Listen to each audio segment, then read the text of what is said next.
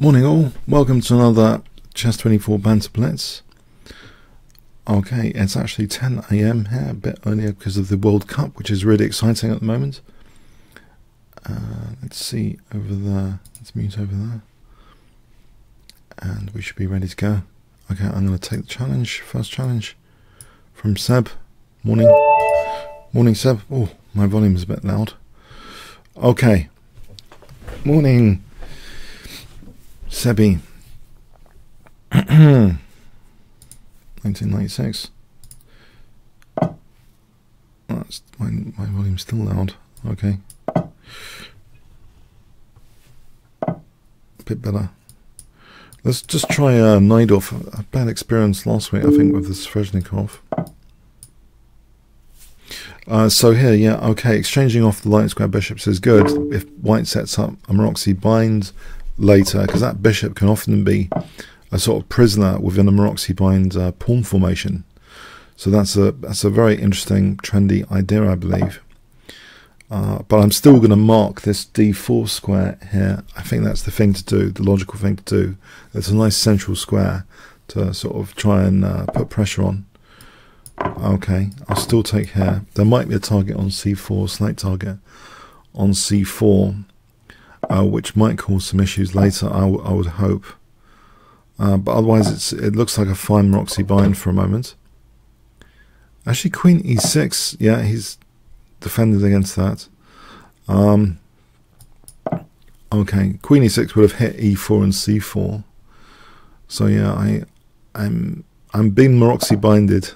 Okay, classic Maroczy bind. There's a slight promise of maybe some dark square play later. I wonder if I can provoke a weakness like g4. Is it worth it? Actually, I'm just going to do this. I'm wondering g4 is actually going to be good for white. I don't want to be totally squished, but that can be sometimes provocative.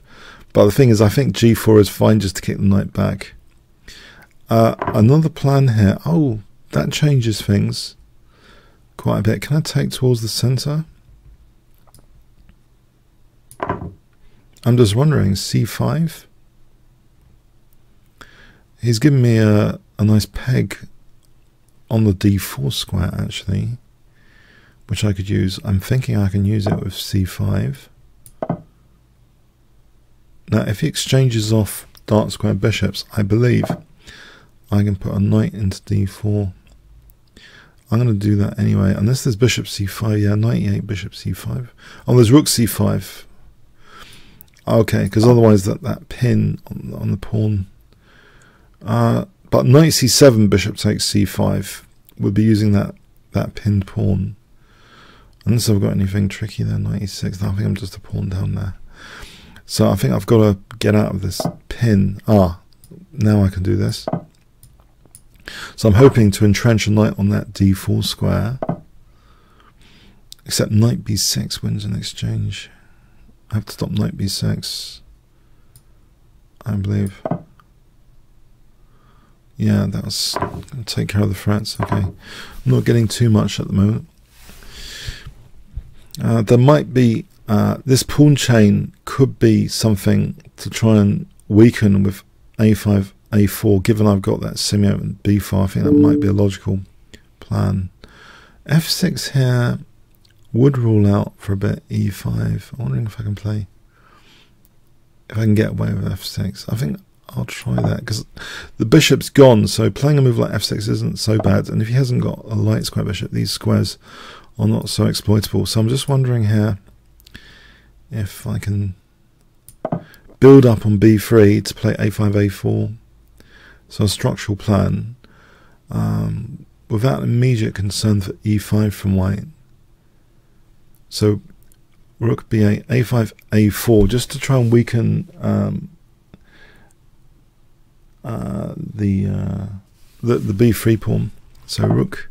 Okay, so e5 might be something he's interested in pretty soon with f4. Okay. Maybe e5 is a bit committal. A5, F4, A4, E5. D takes. F takes. Rook D3. Okay, I'll test this. I'll test this. Okay, this is really happening now.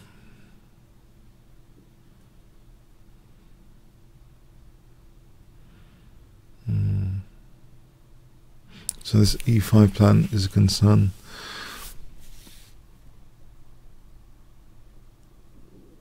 That E file opening up. So E5 here, is that too weakening? It might be. Or it might be a good idea. I could risk it. Yeah, it's a bit committal. I'm fixing my structure here.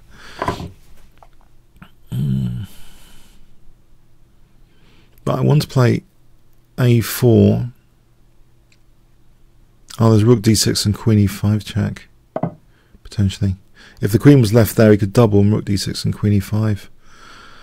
Now here, I don't know, a4. I might be getting some counterplay in the ending. Even if he took there, this ending, he's got fractures. He's got a weak e and c pawn. So saying he trebled, AB. Well, any rook d6, queen d6, queen d6, rook b3 after, rook c6. Well, I might have some chances there. I think the queen was really great on c3 actually against that king. He could have just doubled there for rook d6. That might have been quite problematic. Okay, this f file is pretty dangerous. f6 is 1 point, but maybe queen e7 as soon as he plays queen f2, but then he trebles, and then rook b7, rook f8. I think I should be okay. I hope. Hang on. There's queen g5 here. Let's rule out queen g5.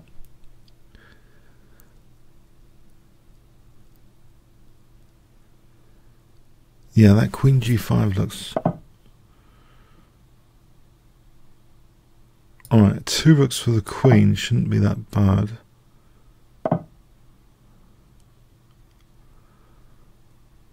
Okay, I'm a bit defensive.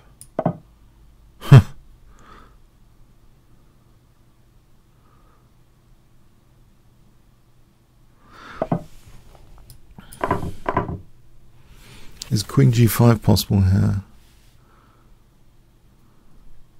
Maybe rook f7, king h6, and there's queen b7, queen b7. I think it might be queen e3 after for queen e4. Rook f8, though. Maybe king h6 immediately. See what he does. Can I get the queens off?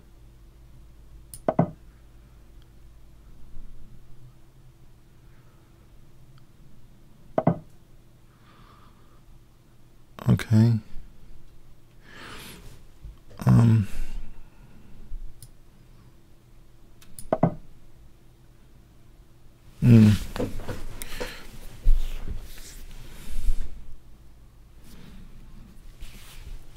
This rook f8 looks a bit of a concern. Can I try just getting the rooks off? Yeah, I'll try getting the rooks off here.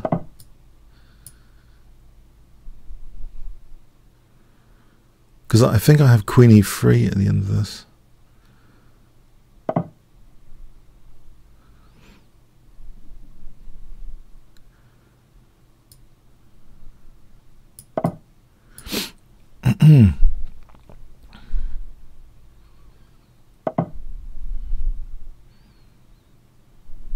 It's a nasty pin.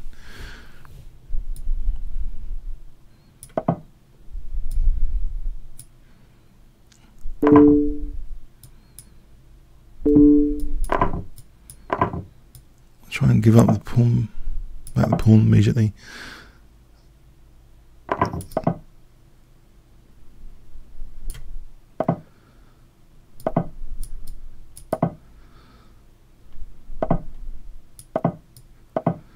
Yeah, I don't seem to have done much here.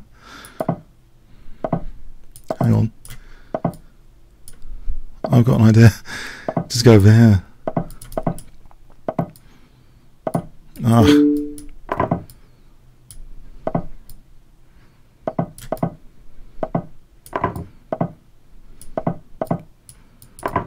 I seem to have somehow that G4 helped me in that ending. That's a bit lucky there. It was not a real extra pawn. That went to the wire. Wow, that went to the wire. Yeah, that was to the wire. That was great. Well played. Well played. I'll try this gambit here. I know one of the resident GMs here. Gustav doesn't like gambits, but I find gambits fun. Yeah, different philosophy. I find gambits a bit of fun. You see, you get a bit of piece activity sometimes, and if you're not playing a one-day FIDE game, I think it's all right for Blitz because.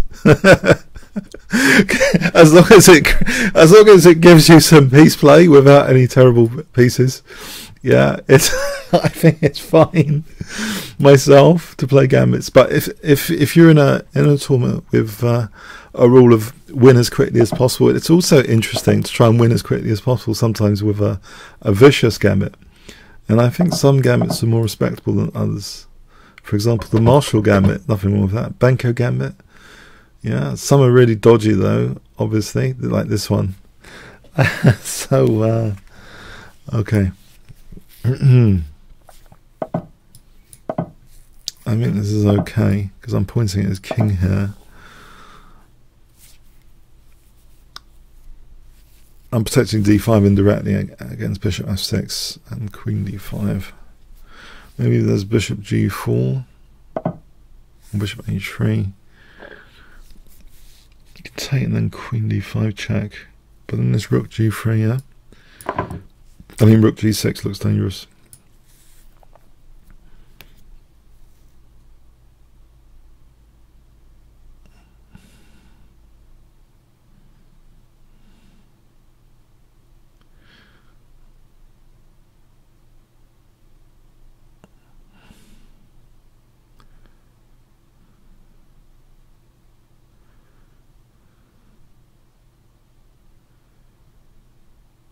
Yeah, so if g takes, queen takes, he's helping my rook left. If bishop f6, rook f6, queen d5.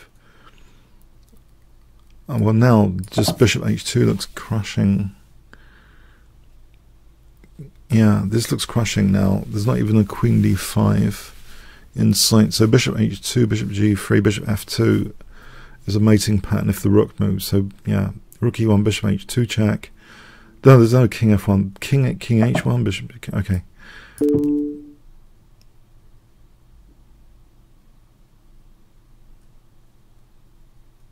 Actually, this is not totally over, is it? Oh, okay. I needed to swing a rook in, I think, because yeah. Okay, let's see. Okay, thanks for the game, Fanaman.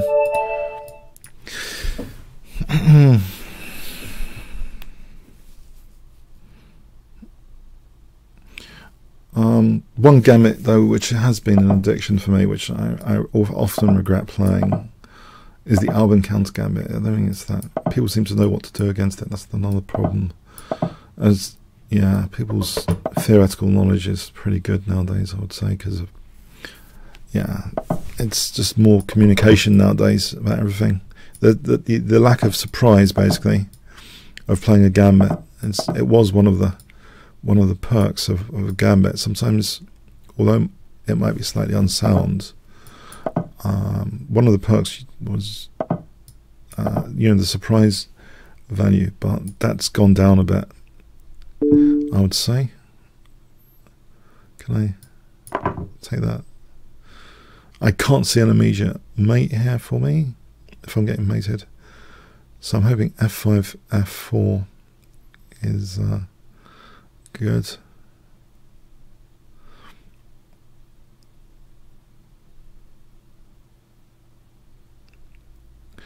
I watched one of the worst films ever last night called Mother! I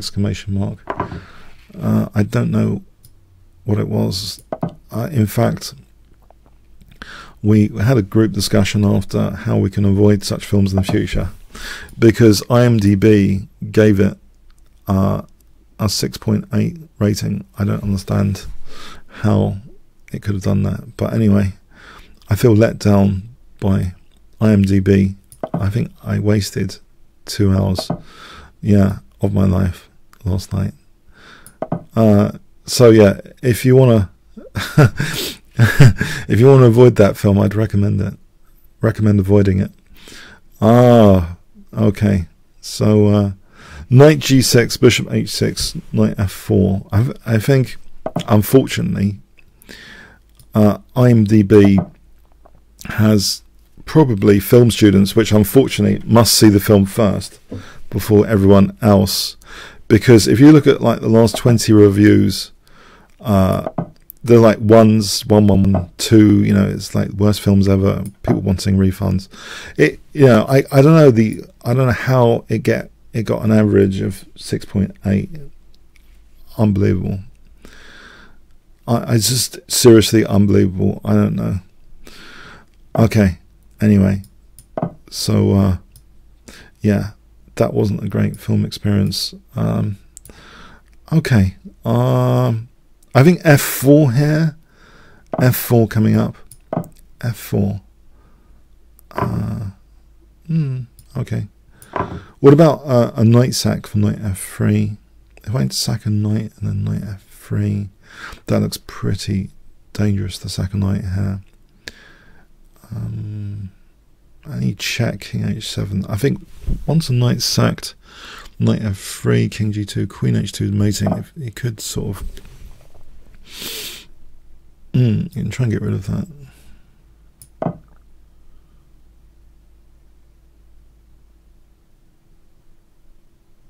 Yeah, I'll try and get rid of this piece.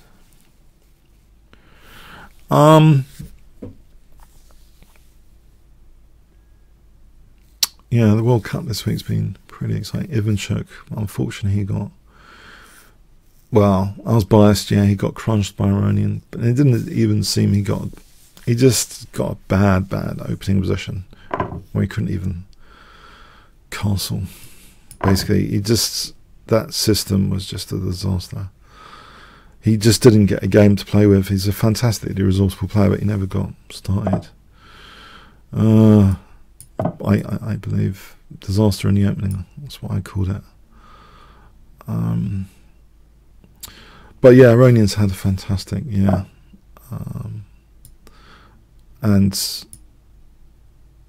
okay, is massively talented anyway. So, I mean, maybe, yeah, maybe the better. I don't know. Okay, I'm going to double rooks here. Is there knight g5? I'm just going to sack the exchange there to get rid of that knight, I think. Or, tempting. Yeah.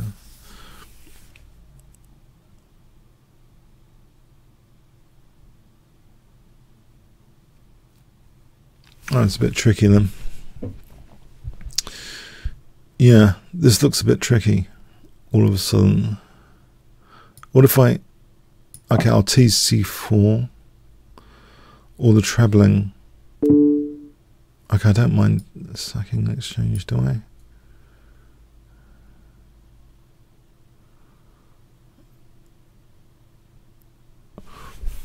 Do I need to? Oh, let's do it. It's a nuisance. It's probably the lazy thing to do, to sack the exchange. I just don't want to tolerate these knights, which in blitz games generally can be a pain. Knight d5, there's queen d3 check. Alright. Let's unpin some stuff. Now queen g6 threatens knight h4 check, winning the queen. That's a cheapo, obviously. But it's also a move which might be handy for the queen eyeing the centre anyway. Let's see, the queen moves e4, e3, for example.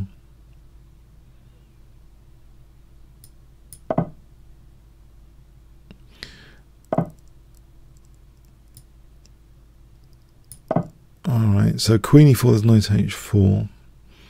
But I'm thinking e3 anyway, just to fracture the pawns.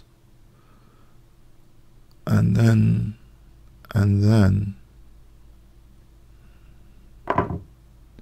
Oh, didn't expect that one. The knight's holding g4. If I just put some pressure on for queen f3 to simplify.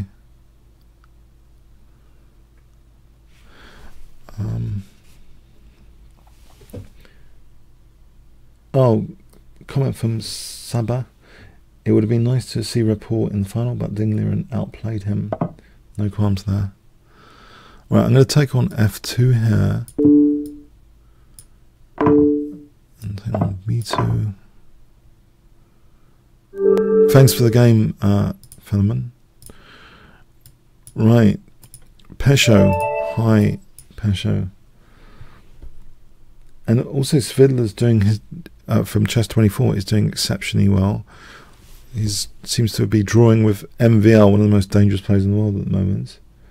So good luck to Peter Svidler. To see if he can take down MVL, Maxim Bachir Lagrave.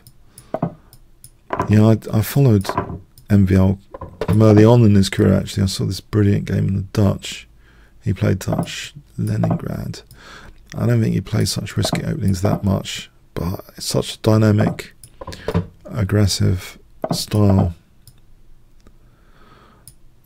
I like his style, basically. But yeah, Peter Svidler's dynamic as well, dynamic, aggressive. And yeah. Okay. I'll play f4 to squish the bishop if he's not going to do anything about that. That's the clear imminent danger. Threat f4. No, I got the chat on the monitor on the right, by the way, like I do when I'm streaming. I sometimes stream on Twitch for a laugh. I think it's quite well on online play generally, I think, recently.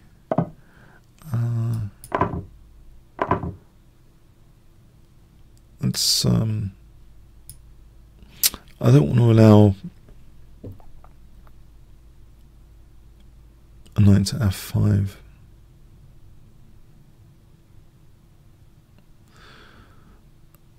Okay. I mean, could be radical about it. Knight d5 just to take that knight out. Knight d5, queen h4, ed, queen h4, dc. The thing is, after that, there might be, well, knight d5. That pawn's handy. What about if I just played knight g8 and then just politely ask the knight to go back, and then g5, and then put this knight back to go to g6, to go to f4? I mean, I might try that approach. It's got a benefit, I believe, of not allowing this knight to f5. So retreat, lockdown, then the knight to f4. It's a juicy dark square, even if I wasn't material up at the moment, as I seem to be. So knight to g6 to f4 is a juicy square for the knight. Oh, I can't win. The other knight's coming. Okay. The other knight's coming to f4. Okay. All right. Very funny. Good. Okay. I'm getting my knight to f4 though. I'm getting my knight to f4. Yeah. Yeah. Touche. Okay. Touche.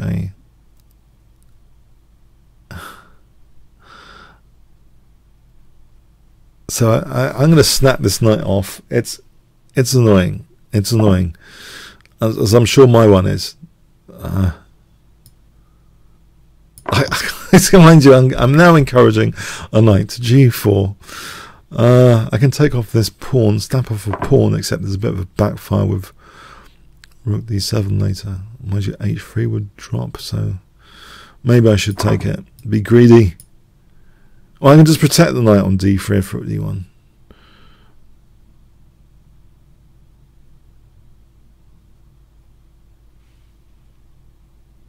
So,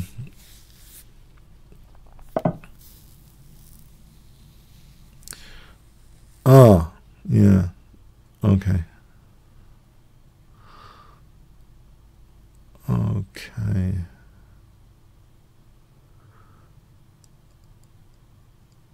That's a pain, isn't it? Have I snapped this pawn? Maybe rook f7. I don't want things pinned. Basically, rook f7 to unpin. b3. I'm going to end up losing a rook.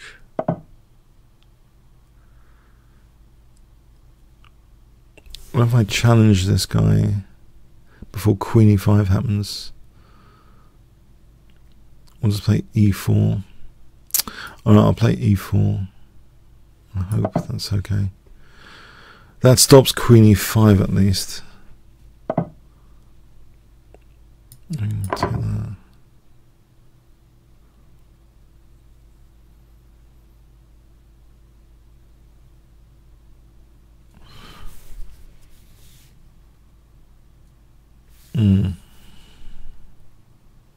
If I double the rooks and then knight d3 or something,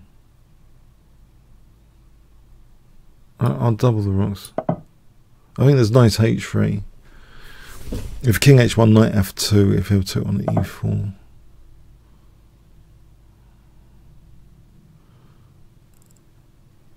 Right, knight d5 here. Which holds e7. So if queen e4, rook e4, rook f2 without having to worry about rook e7. Two pigs on the 7th, as they say. I think that's the expression, American expression. I thought it was just rook on the 7th, as in Nimzowitsch, but apparently it is a standard expression, pig on the 7th, because they're sort of greedy for pawns. But yeah, so there's a pig on the 7th, and it could be two coming up, if it wasn't for the knight.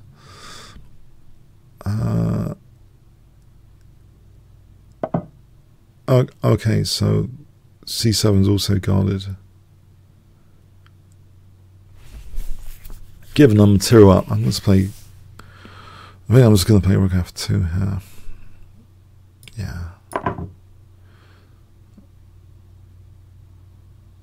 Usually two rooks for the queen is a bit dodgy. Well, you got to think about it in situation in the situation. But here, yeah, I think, yeah, there's also a loose piece. Oh, I can pin that guy with queen d3. Now if rook d1, queen e3, so knight d5, queen g3.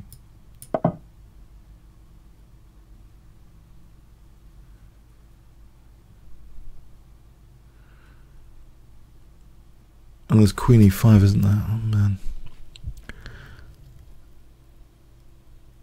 I don't want to get in too much trouble here.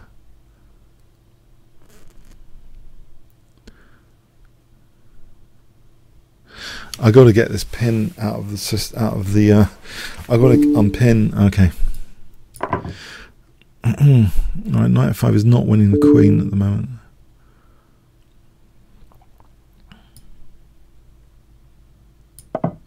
Knight f5, rook takes there. Right, there's queen g3. Oh, that loses the queen. That loses the queen. Okay, thanks for the game, Pesho. As I missed.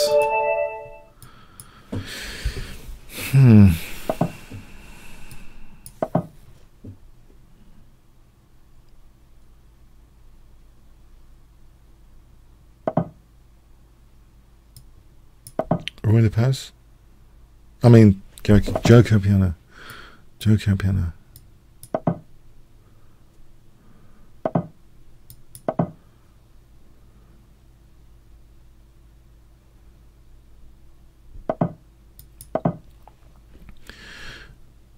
I used to play Demis Hassapis in this, who later became a major AI entrepreneur, and his company got bought by Google DeepMind. Yeah, I used to play him a bit in Blitz, and I remember him playing this Kingscrusher with A4 plan.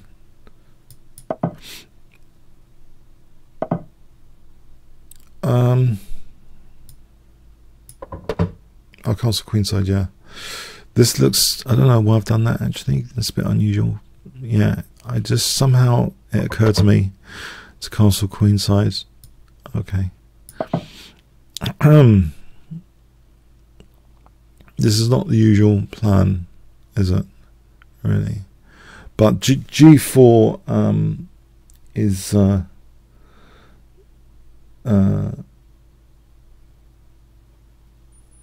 okay, so G4 is something to think about here. But am I going to be punished for castling queenside? Or in fact, isn't there a bishop h3? Given that Magnus Carlsen even lost to a bishop h3 recently, bishop h3s need to be taken seriously. Yeah, he got knocked out with a bishop takes h3. One of the Chinese players is ranked about 30 in the world. Did check out that game. Yeah, let's do this. The immediate threat, queen g3, if knight f5, knight g4. How does he defend? Knight f3.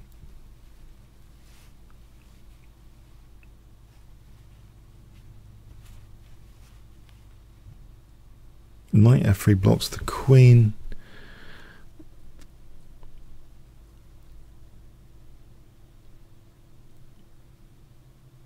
I'll take it from there, basically. I'll take it from there. Maybe king b8 with the idea of knight e7. If knight e7, queen g3, king h1, bishop f2. So that sort of thing. On knight f5, yeah, king b8. Plan knight g4. Okay, that's pinned.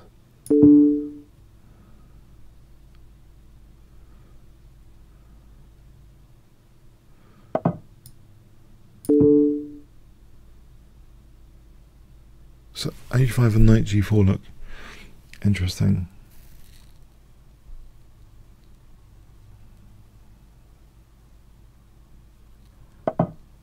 Okay, so h5 looks interesting for knight g4. There is bishop f7, bishop e6 check. Does it matter? I don't think it does.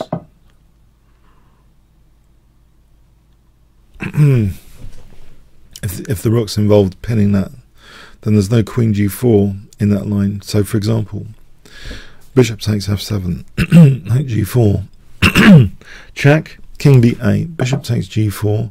Okay, not enough time to show that.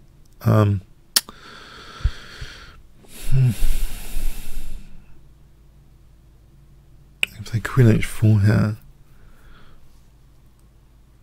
lose the knight on f6. Okay, maybe he's simplifying. Yeah. Alright.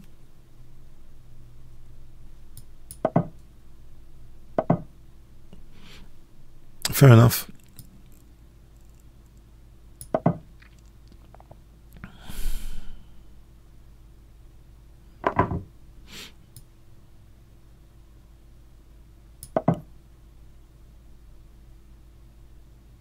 Good plan. Let's get the f7 pawn.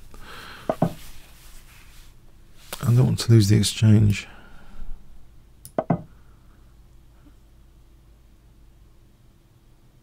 How about knight d8? Knight d8.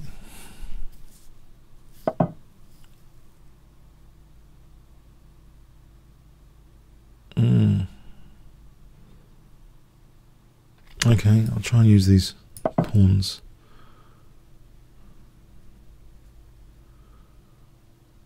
G3 for knight G4 coming up.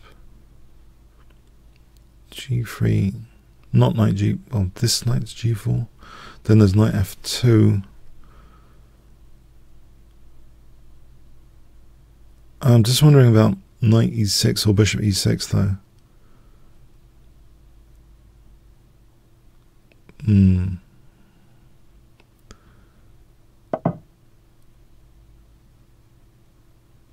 Yeah.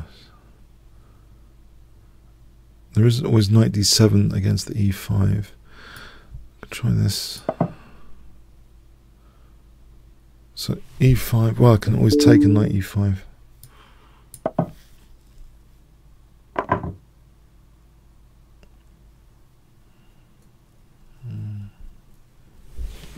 If I take and then weaken these two guys, because rook G7, knight E6,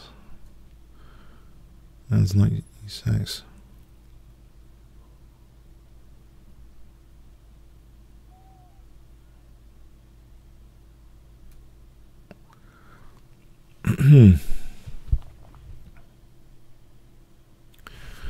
That's not that easy, is it?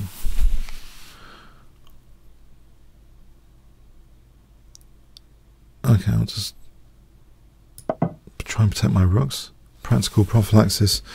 I've created this term this week, practical prophylaxis, which might be handy. I don't know, to me. I don't know to anyone else. It's just when you play moves which just keep pieces protected and,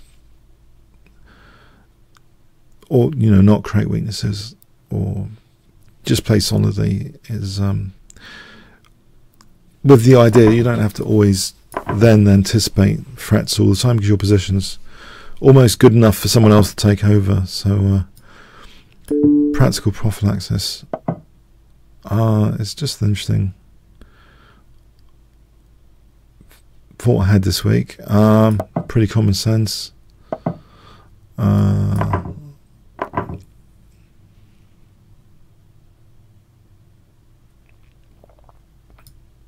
Maybe bishop b8, yeah.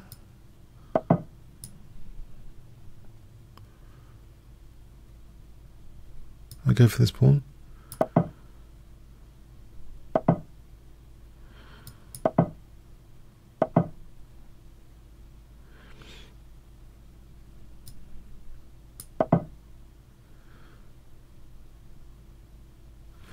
Right. I'll try and not necessarily block this guy. I've just missed knight checks. I'm just missing knight checks. Just winning material there. Oh, that was silly.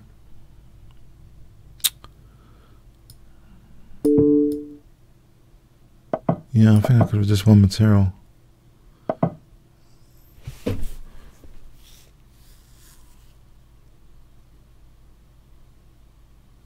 Alright, bishops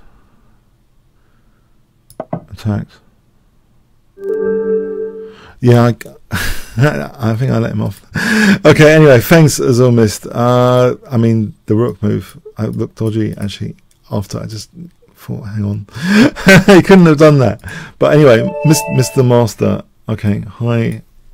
Yeah, I'm just thinking, but basically, I'll expand on what I mean. I had this blitz game earlier this week. Actually, I was given time odds. It was a really strong player. I was playing with 5 minutes, and he was with 2.5. And I managed, when I had like 20 seconds left to, well, I was trying to defend a key square, to be fair, but I left a piece hanging. I thought, okay, why did I do that? And lo and behold, I lost a piece. And I thought, there's IMs, etc. on YouTube going on about loose pieces. What is this emphasis about? And I thought, well, you know, why loose pieces? And I thought, well, if you scan the position every move and see if you're not leaving any loose pieces, that is a form to me of practical prophylaxis. And I thought, well, you can also extend that. You can take each of the main Steinitzian elements. So material is about loose pieces. Time, king safety, pawn structure, You take the major elements of the position, each one, and you can think about something practical you can do to make sure you're not compromising in that area. So for material element of position, every time you scan and make sure you haven't got any loose pieces. And what it means is basically you don't need to necessarily then anticipate so keenly potential threats that the opponent has. And obviously the same with pawn structure. You know, it's just a way of playing which is less reliant on calculation all the time, and more this idea, if you play in such a solid way, it's almost as if you can let someone take over the position because you haven't done anything that dangerous, that double-edged. So I'm coining the term practical prophylaxis just this week. I'm pleased with it. It might be of interest to you guys to think about that in that way, because my brother said not to use the term prophylaxis because people think about condoms if you do that, but actually no, it comes from Nimzovich, my system, but maybe that was before the advent of condoms, I don't know. Okay, but I like the term anyway, so that's why I'm using it. You could call it prevention. Okay, prevention. So you take each of the key areas: material, time, space, king safety, pawn structure, bishop pair, but yeah, you try and create preventive measures in each of the areas, basically. Preventive measures. So you might have seconds on your clock, but there might be a moment where you can just, for example, just make sure, especially if you haven't got time to do anything clever, just make sure all your pieces are just protecting each other. And so what that means is, as I mentioned, then you don't have to be always on the lookout for the opponent's threats. I guess it's common sense. It's like locking up the car. You park somewhere, you lock the car. It's common sense, I guess, applied to chess. Can I do something clever like this? I'm just wondering if I can whip up an attack. Did anyone find that helpful? What I've just said, practical 1 helpful, 10 not. I can clarify it even further if you want. It's just something I've been thinking about earlier this week. It occurred because I lost the piece when I had 20 seconds left. It was the only game I thought about in this whole tournament. But yeah, I thought I tried to connect a few dots together for something that could be helpful to think about. I don't know if you guys think that's helpful. Okay, I'll carry on talking about this position then. Okay. So queen h4. Can I bring the king up somewhere? I can get this pin activated, can't I, with queen g3?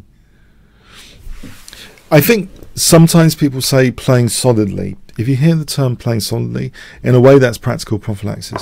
If you think about it, a computer wouldn't mind if it's got all the pieces hanging, erect pawn structure, etc., because it can calculate to the nth degree that it could all work in a particular position.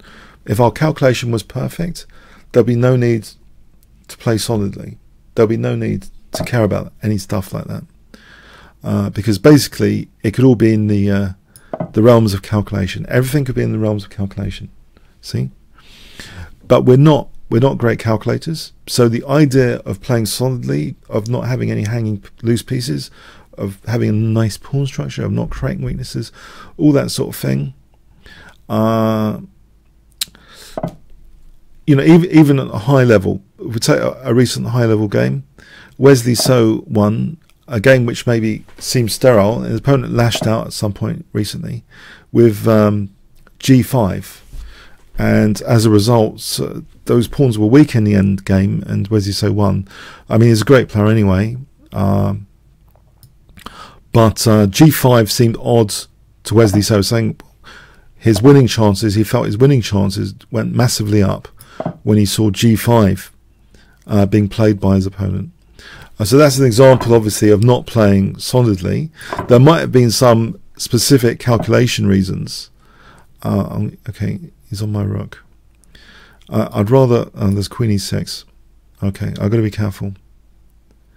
Maybe I should just take that. And then rook h3. Hitting the knight, trying to pick up a pawn or double rooks. Okay, I'll try and double rooks, except... Yeah, there's rook g3 on king g2. I want to get my back bishop c5. Okay, I'll try and double the rooks here. I'm not getting bishop c5. I didn't mean to do that. Whoops.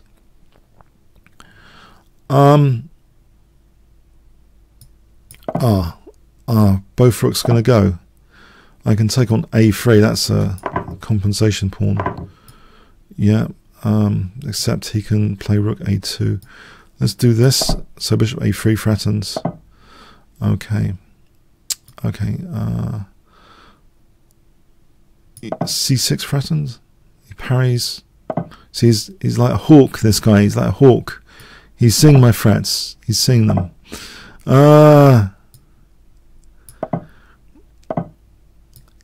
Okay, that's a useful check that I didn't think I was going to get. There is knight a5 potentially. Rook f3 threatens. Okay, I'll play rook f3, which undermines e4, so it's not just any old pawn. Also g4, there's also f3. I've got good compensation now, I believe.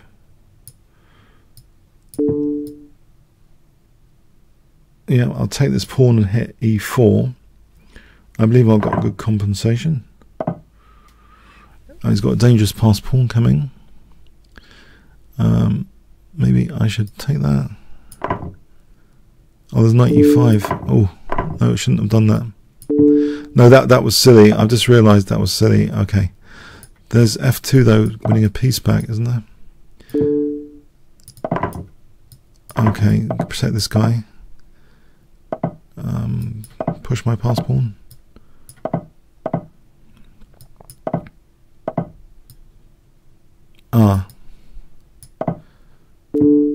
Alright, just checking.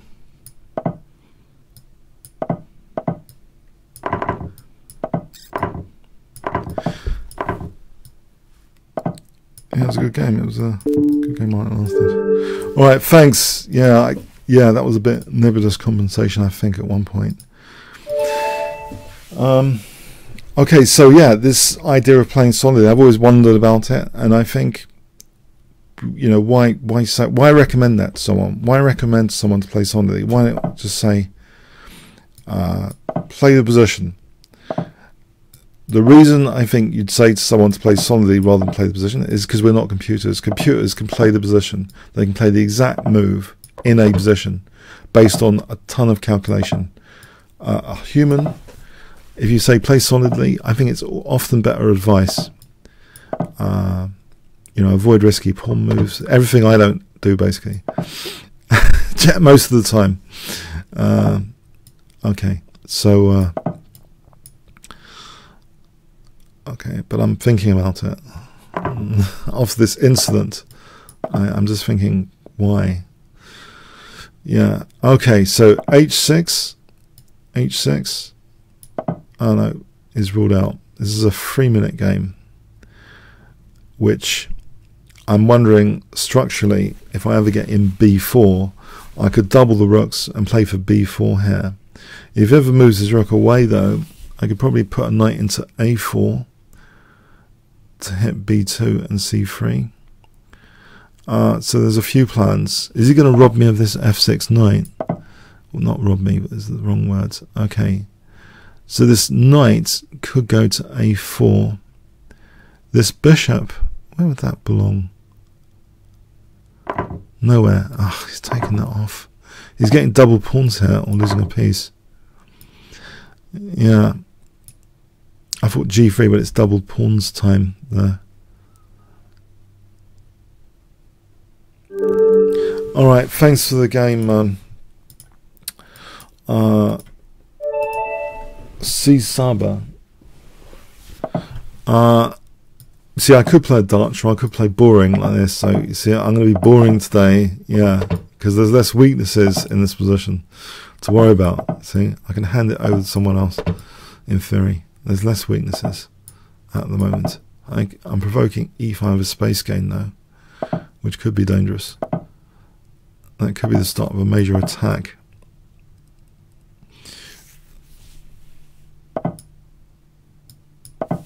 Can I play it like a sort of, yeah, he's going to go for me. He's going to go for it. I'll try and break out immediately. I'm holding e6 anyway here.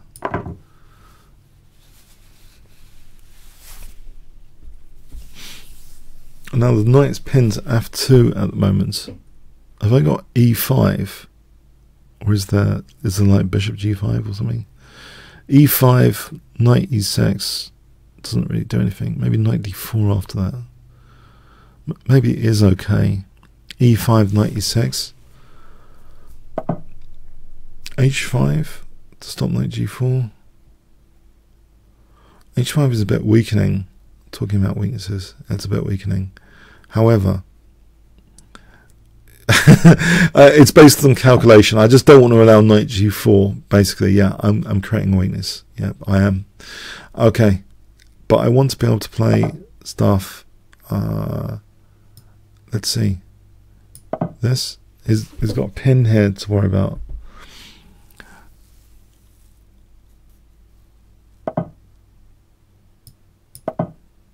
Okay, still that pawn, that knight's pinned to f2 kind of.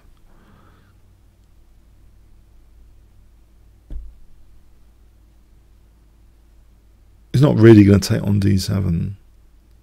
If he ever takes on e5, yeah, okay.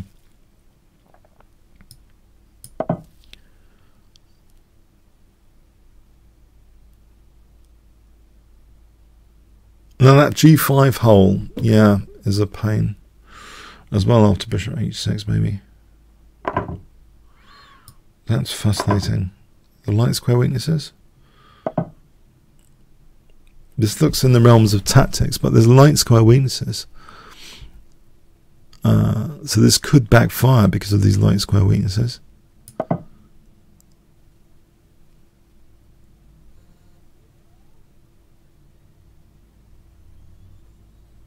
Let's see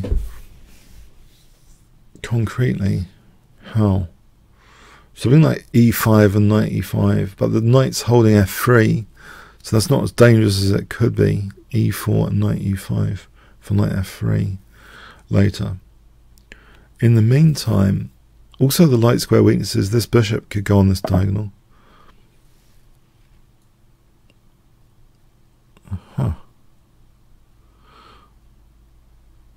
Be nice if I could use these guys without dropping e5.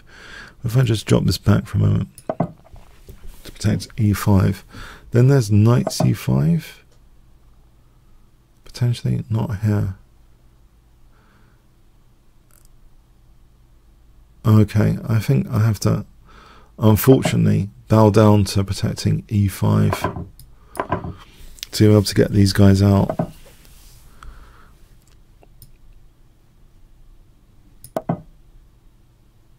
So something like, yeah, if I can finally get these guys out with bishop d7, rook e7, rook e8, that sort of thing.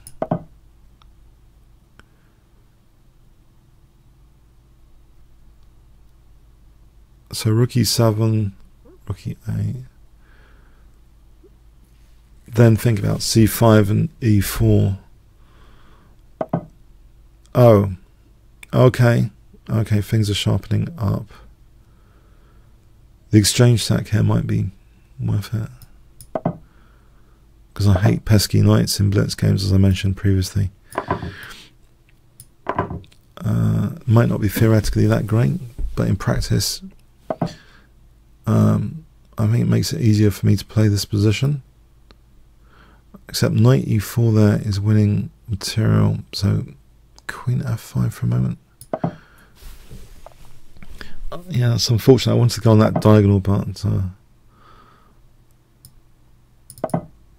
okay. I want something like c5, bishop c6, d4, mobile pawn center, bishop c6, d4. Maybe rook e8 first, because this one's on e4 as well.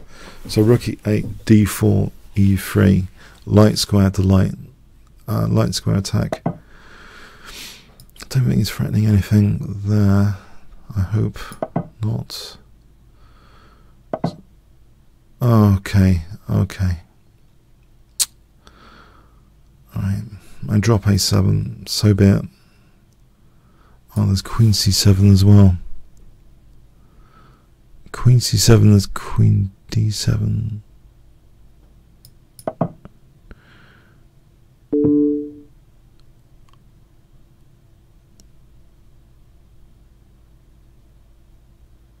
I've just dropped a centre pawn.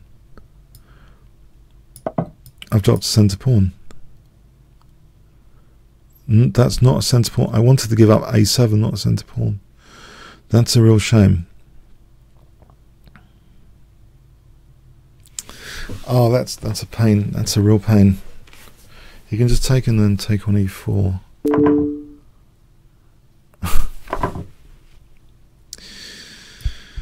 Oh, crikey. Okay.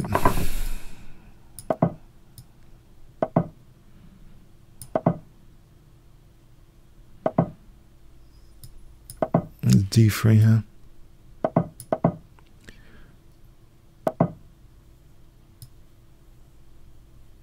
I'll try and do something like knight c4.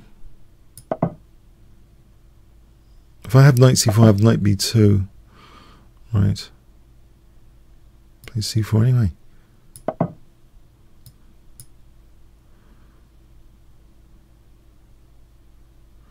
Right, there's knight d1. If the knight moves, knight d1 for knight c3. If I go for knight d5, knight d5, he has knight e4. Try and bring the king up to f5. Intuitively, I thought something was loose there. Hang on, takes, and then b2 here. Takes knight d3, b2.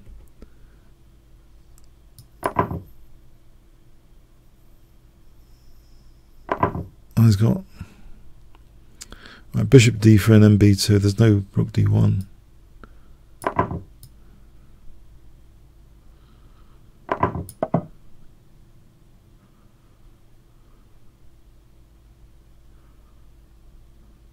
I thought there was something suspect, just intuitively. So there was an alarm bell going off, just intuitively about, because I had loose pawns. I had pawns that weren't protected. There was an intuitive alarm bell there before that incident. I thought it was just going to take on a7. Okay, thanks. That was worrying. Okay, Chessy.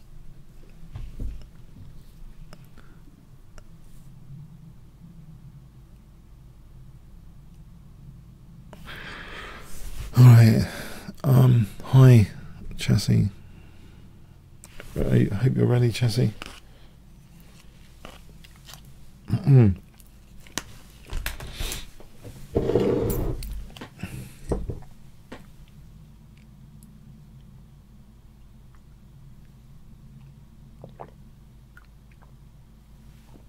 Oh, maybe not. Okay. All right, another time, Chessy. All right, let's swiftly move on then.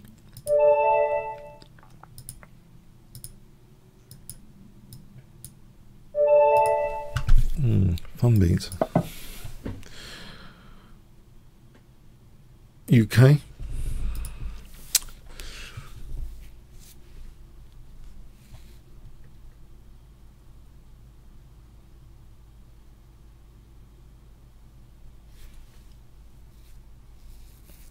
Give it a few seconds. Okay, sorry, that's not ready. Oh, I can't accept from non-premier challenges, by the way. Always blame the mouse.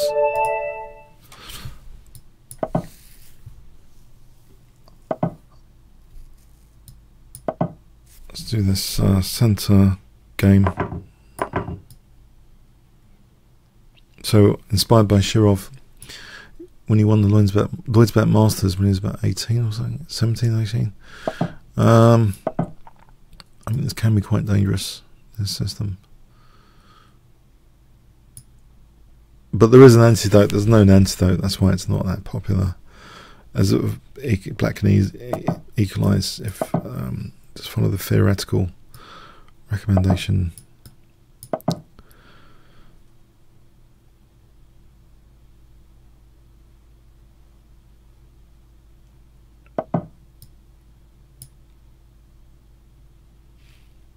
Can I stop d5 for a moment there? I want to play bishop d2 and castle queenside. I believe I want to play that.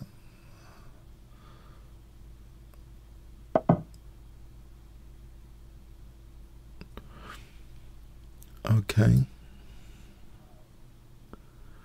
No, my king in the centre, it's not that great, is it? With d5 happening. And if e5, d4...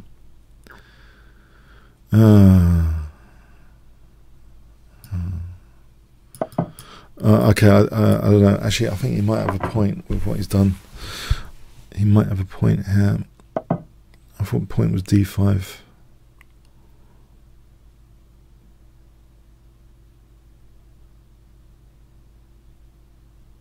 Oh, that's castle queenside now. I thought it was going to play for d5. Okay, maybe knight d5 and bishop c3. Try and weaken these dark squares, which the bishop is currently protecting.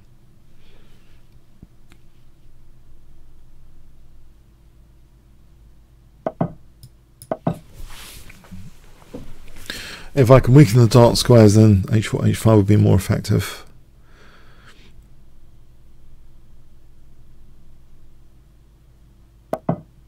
Okay. Knight e5, give him knight e5 to protect the bishop. I'll take that off. Which reminds me of a really elegant game I once saw of Michael Adams in Lloyds Bet Masters. He was getting annoyed. I think he was thinking of going back home, and he started winning every game in sight. And one of the games he won, he took someone's fianchettoed bishop and played f5, f4. It was with black. I was just really impressed with it. I was just really amazed. I don't know. Maybe I'm easily amazed, but no, it just the way a very strong player, even if they start a tournament badly, how strongly they can play after it is just phenomenal. They can put it all behind them sometimes. But yeah, he really crushed someone on his path, warpath back to the demo boards of the Lloyds Bet Masters. It was really cool. But ever since then, I remember, you know, if you want to attack fianchettoed bishop, you know, take out the bishop, then go for it. That's general rule. Here, is that knight loose? I wonder. Can I afford h5 without losing the knight? f6 is always knight e6.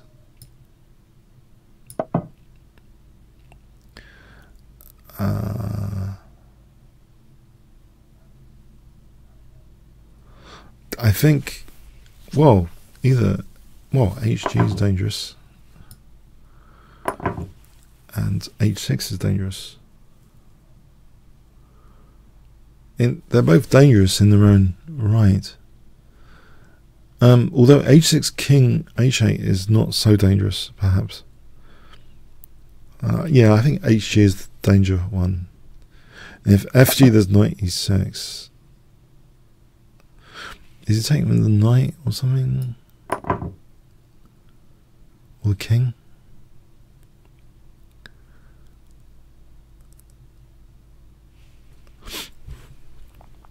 If he took with the knight,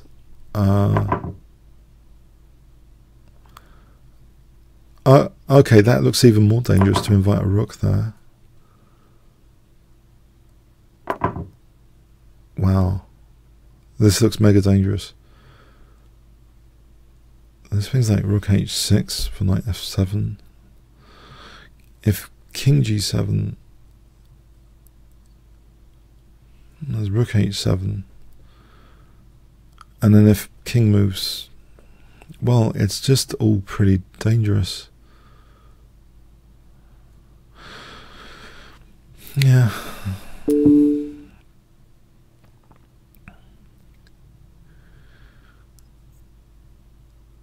So this is a double check. King takes, double check, winning the queen. So if the king moves to g7, haven't I got... Well, I got rook h7. If king g6, there's rook f7. If queen g5, there's rook g7, king g7, queen g5. Now, in this position, yeah, check, king g6, rook f7, knight takes f7.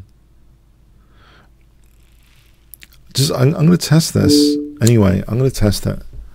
Does he go back to g6? Yes. Have I got queen e4?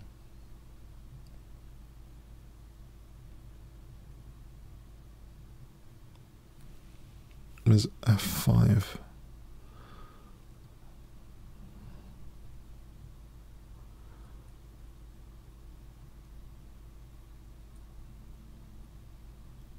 Oh, there's knight e6 here. Hitting the queen. If takes, queen h6. Or queen e4 check, king f6, queen e4 check, king f6, rook h6 check.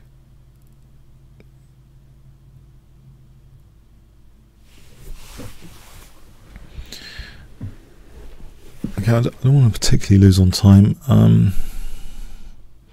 King moves, queen g7 is mating. So knight e6 looks crushing, takes queen e4. King f6, rook h6, king there, queen g6 is mating, no, queen h7, king f8, queen h8, king f7, rook h7. It does seem all mating. I'll go for it.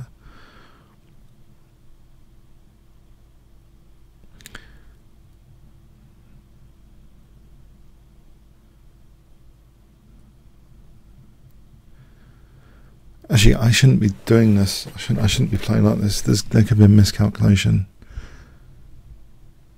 No, I shouldn't be playing like this.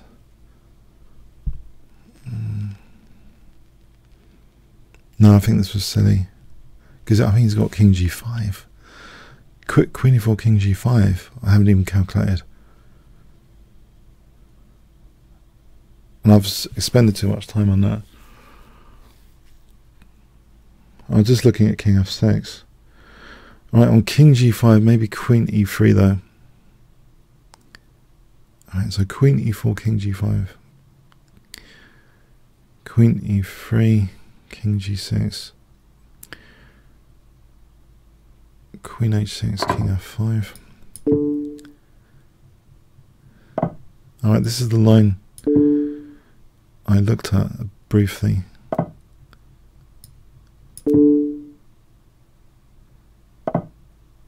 Alright, well this is looking tasty. Queen and queen e6, yeah, it's looking tasty. No, I took too much. There's no way one should play like that in Blitz, calculate like that. There's no way. That's reserved for over the board. That was just exuberant. Sorry, it was exuberant analysis. There's no way you should play like that in Blitz. But anyway, I could have just played simple chess. That's just too much. I wouldn't recommend that. That sort of thing in a 5-minute game with that increment. That is taking a big risk. But anyway, okay, Blitz enemy. I got away with it, but okay.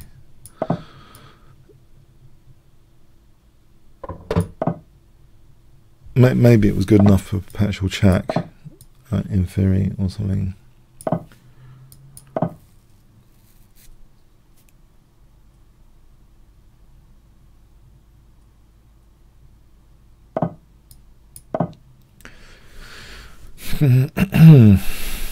I like this sort of position.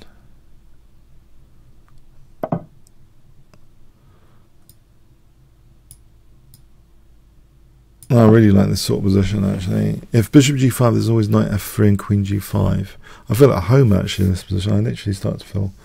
I've won so many games from this sort of position. I feel at home in it. That's crazy. There's this, like, putting on a slipper or something. An old slipper, this line. I don't know, for Blitz, it's one of my main point scorers with black. Positionally, it's just good on the dark squares, I believe.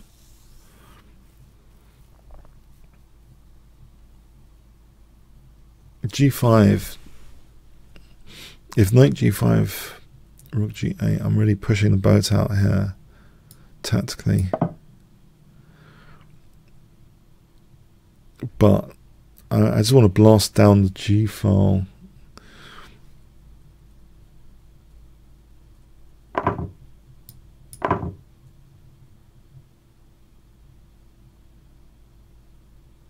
I guess he could. I guess he could do that.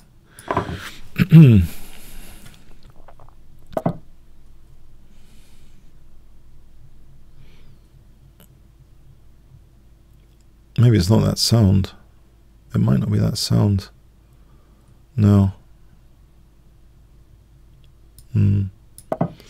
Yeah, it's not that sound, is it? I think maybe I got overexcited.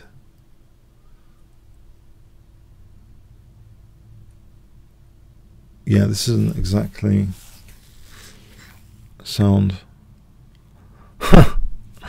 Okay. Okay.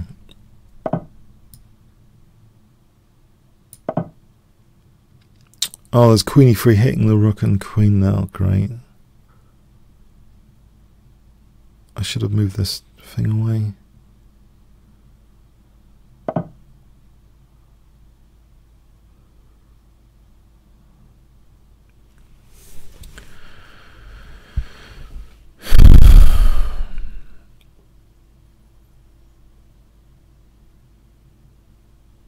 Queen h5, queen a7, h3 threatening hg. If queen e3, hg is dangerous.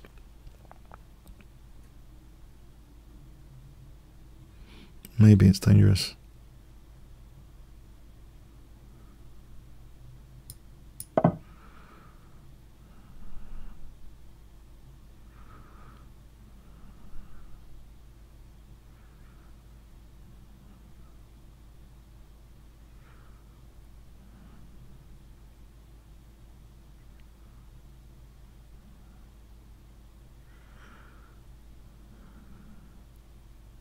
No, actually, it's not with the rook there. I don't think it is. I think I'm just losing material. This is a goner. Queen, queen a7, h3. No, fg, hg, rook g2, check, king f2. It's a goner.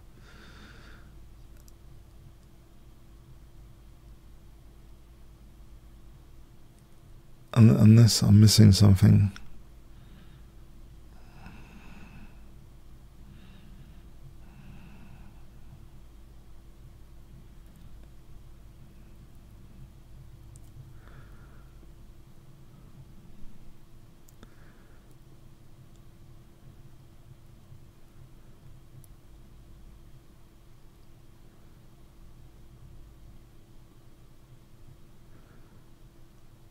Trying to think.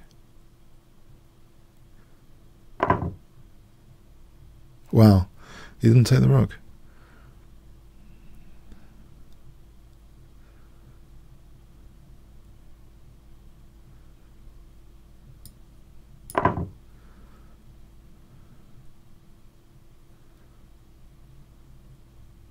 Now, if he takes the rook, queen h1, okay. But here, it's giving me a chance to do some stuff, I believe. Like bring this rook into the attack, potentially.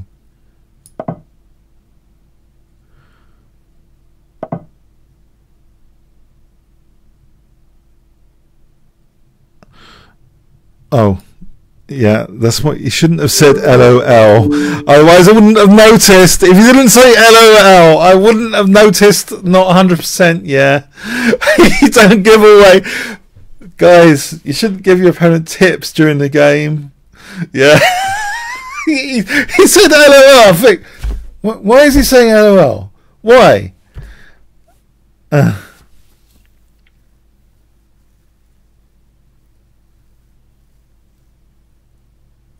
This is lost for me, isn't it? Let's do analysis. The only thing I had in mind was bishop g4 and then trying to get rook to g8.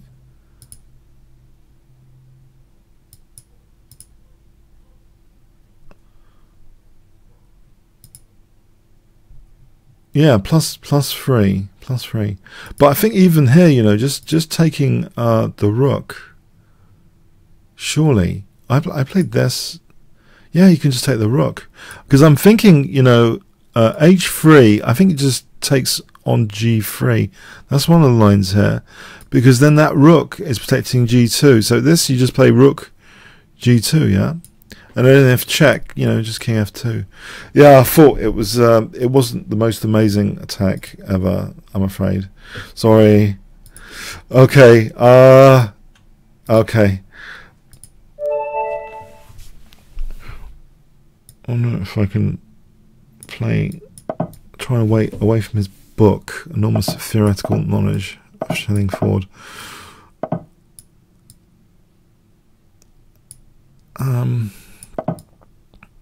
Double Fiend Chateau. I just want to get a playable position if possible. Sort of reverse French defense.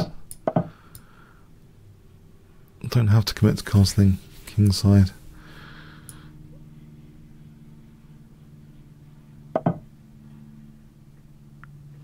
Is c4 terrible? If I played c4, it might be interesting. More aggressive than knight d2. If it takes knight c3. Yeah, let's try and undermine this centre like one in a French. Like one would in a French defense. Knight f4 is also handy.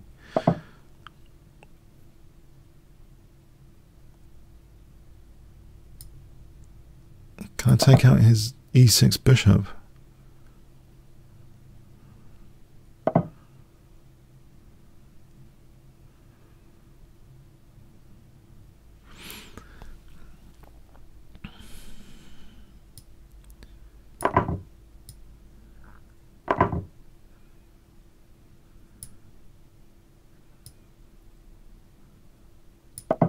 Don't know.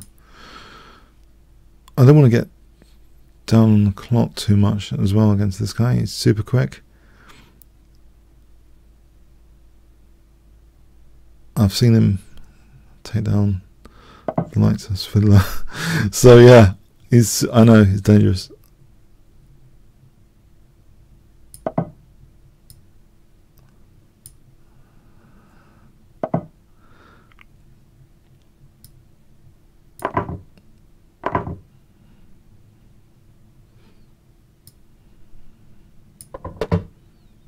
This is probably crazy.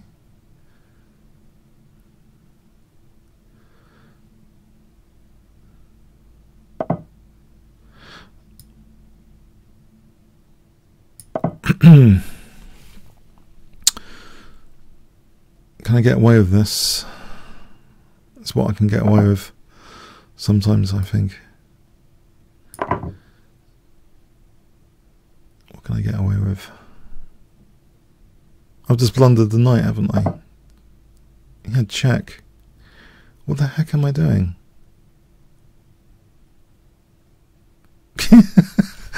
Oh, crikey. Oh, what am I doing? What am I doing?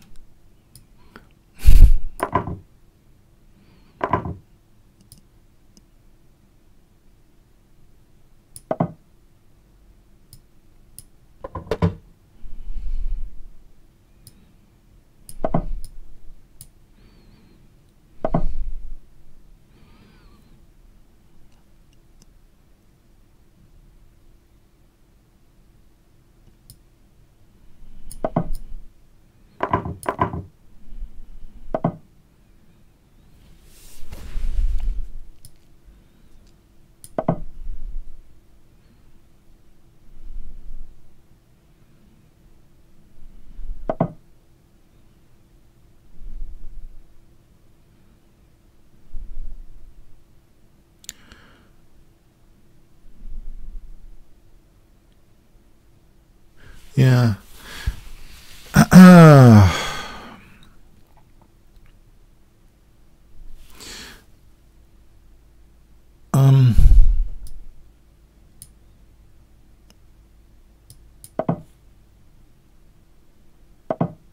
Yeah.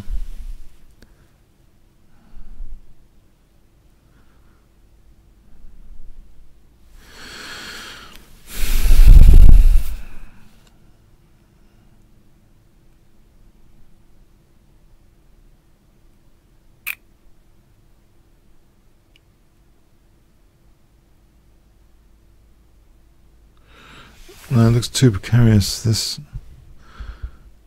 But can I try queen b5? There's queen a3.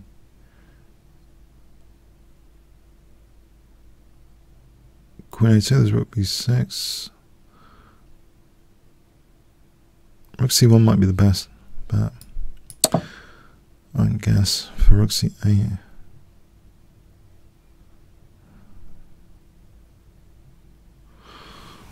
And there's rook a4 after. Or queen a7. Yeah, don't know.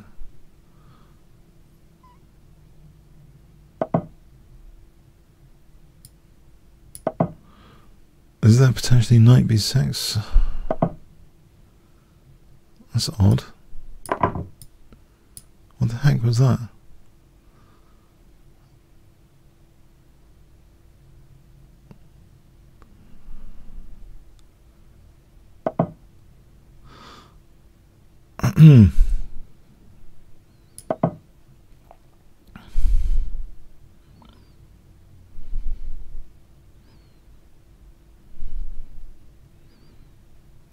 That seems to be a major blunder, what he's done.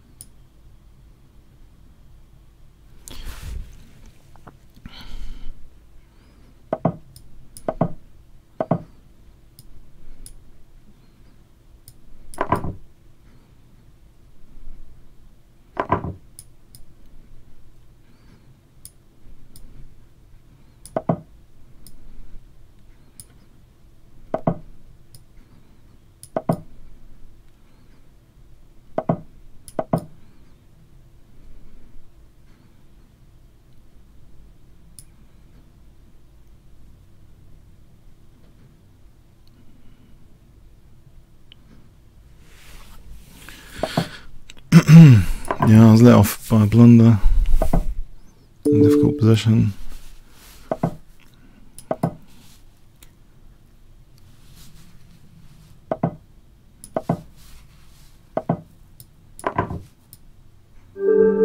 Yeah, I think I was losing. Let's have a look. I think it was a lost position. I just didn't believe my king could hold this. Let's have a look here.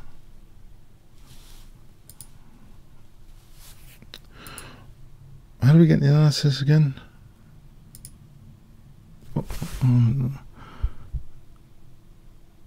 Oh, is there analysis available? Is it later? Oh, sorry, it's here. Sorry, I keep missing this. The analysis is here.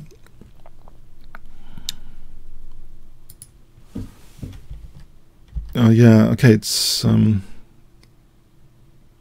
yeah. Apparently, oh, this is. Did I blunder here? No. It says equal here, but all right, yeah. No, earlier I think there was a check, wasn't there? That was a mistake. There was this Queen C7 check. Yeah. Okay, let's disregard that blunder for a moment. It's not. Oh, here, just castling. Apparently, is -4. Just give an example. Bishop b4. All right, it's -4. Yeah, this a5 is probably is dropping off.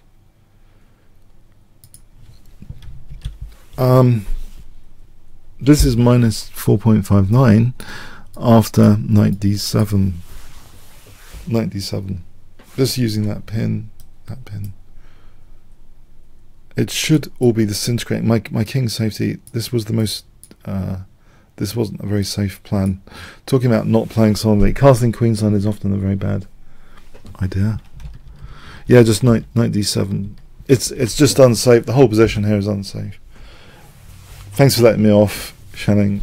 You just let me off. It was a winning. Maybe I created some over optimism. Yeah. By playing, I don't know. Okay, I think one last game then. Okay. Hello, Dr. Malu.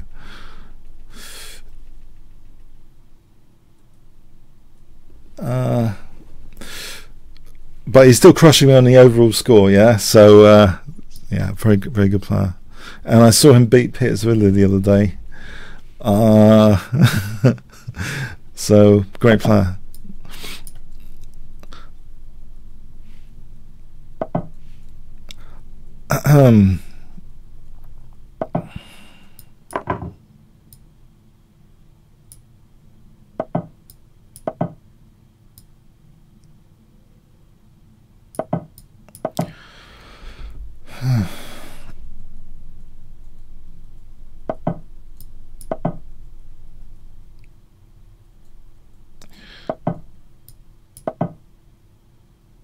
This is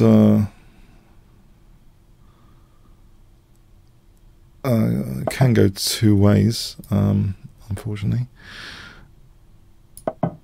because there's a lot of dynamic potential in White's position from the Romantic era of chess, the King's Gambit. It depends if I can neutralize the pressure or not here. It's likely White could even consider castling queenside for h4 later.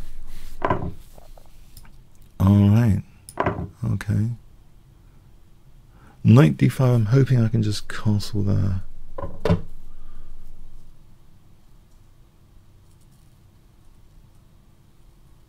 I'm going to be greedy to play knight takes d4 while I've got a chance.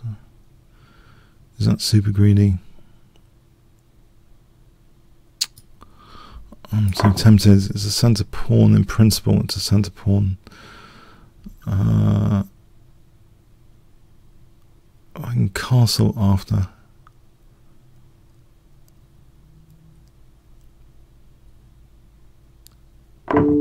If I can castle after, Queen e4 hasn't necessarily got Queen g6 because the knight's on e7. Queen d3, same idea. I can just protect. Well, knight c6. There's Queen g6. What about though if I drop the bishop back and then d5 or bishop f5? I just want to avoid this Queen g6.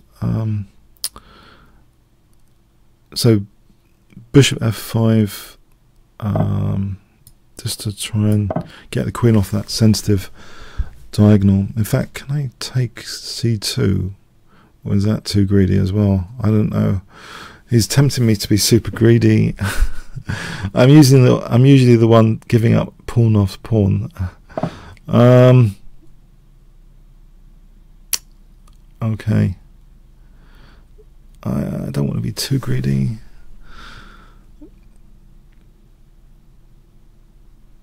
But it's actually no. Okay. Yeah. If I just protect this guy for a moment.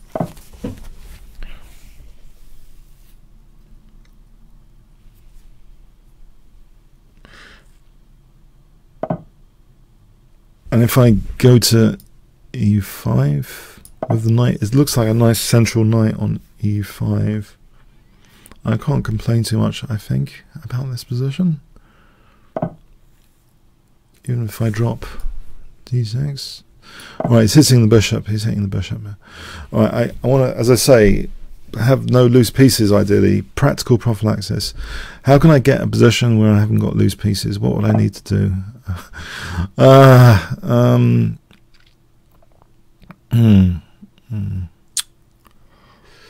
Get the queens off.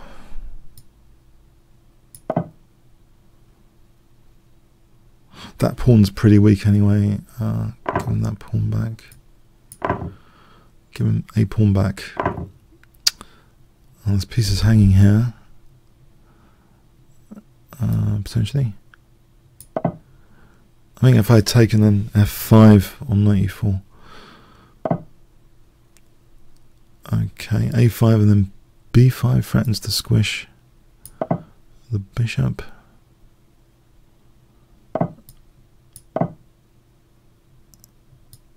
With b4.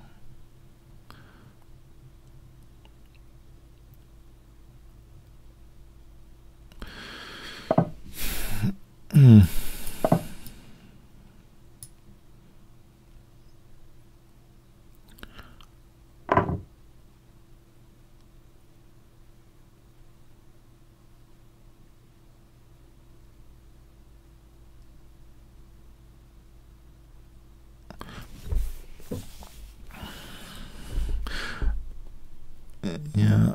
Okay. I've had a lot of luck this morning, I must admit. Okay.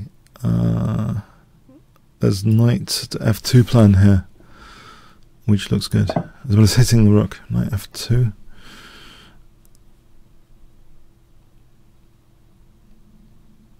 I hope you enjoyed this session. 1 fun, 10 boring. If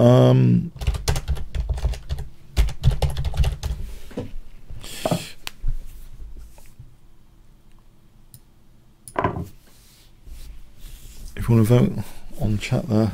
Yeah, I've had a lot of luck this morning on the sessions. I think this is a peak rating for me. I might be hitting, if I do win this game, it's not certain, but I think 2600. I'll end on 2600 today. Thanks.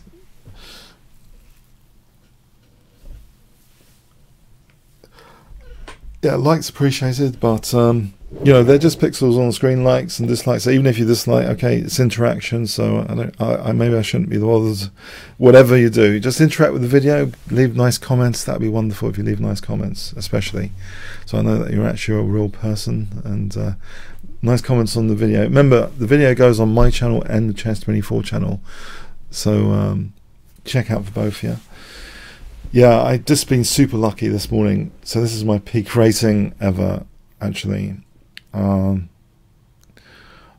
So I don't know how I feel, actually. I just feel fortunate for the blunders. Thank you for the blunders. Thank you for the music, as Ever says. Thank you for the blunders. Okay. Thanks very much. All right. Cheers then. I'm going now.